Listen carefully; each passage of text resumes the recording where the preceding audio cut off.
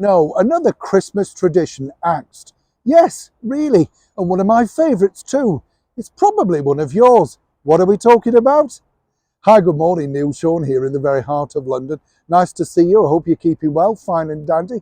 We all love our Christmas traditions, don't we? Whether it be putting your presents under the tree on Christmas Eve or even earlier, putting your Christmas tree up early, carol concerts, mince pies, Christmas pud, just getting together with family and friends. And then, of course, there are the traditions that we all truly enjoy. Our favourite TV programmes, comedies, documentaries, the big blockbuster films that we couldn't afford to see at the cinema, you know, the sort of thing. But really, for the last 57 years, one thing that's been a staple, particularly over here in the United Kingdom and then syndicated around the world, is none other than this. That's right, the brilliant Top of the Pops. Already axed as a full-time series for good in 2016, sadly, the rundown of the charts of the year are no more.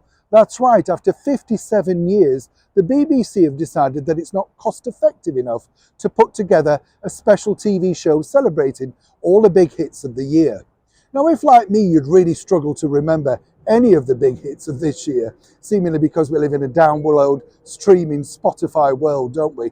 It maybe possibly doesn't really upset you too much. But how about maybe showing a rerun of the best of some of the festive shows? They were always such fun, weren't they? The Top of the Pops Christmas specials, finding out, truly who was going to be the Christmas number one, if not Cliff, obviously. But on a serious note, it does seem odd, doesn't it, that the BBC are saying it's way too expensive to put together.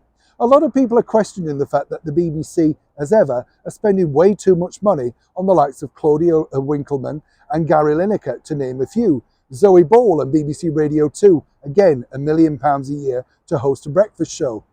If, of course, the paying customers, that's you and I, the BBC licence fee payers, who decide what we'd like to watch, well, seemingly that doesn't matter to the BBC because they're now deciding the programmes that they feel they want to spend your money on for them. And Top of the Pops, after 57 years of being a Christmas Day staple, is now out the door. It's a really sad thing, isn't it, when you think, because you know they won't come back ever in that particular form. I'd love to know, though, in the comments below, did you watch it in your part of the country? Because we knew, of course, that it was syndicated around the world. And what were your memories over here in the United Kingdom of the Top of the Pops Christmas special? I remember so many. We all stopped to watch it, didn't we? And it was always put on just at the time that Mum was about to serve Christmas dinner. Do you remember? And you always had an argument saying, I just want to watch this. And then, of course, if you were late for that, following that, was, of course, our late and wonderful monarch's Queen's speech at 3 o'clock. Really, telly did rule the day way back when the festive season was truly fun.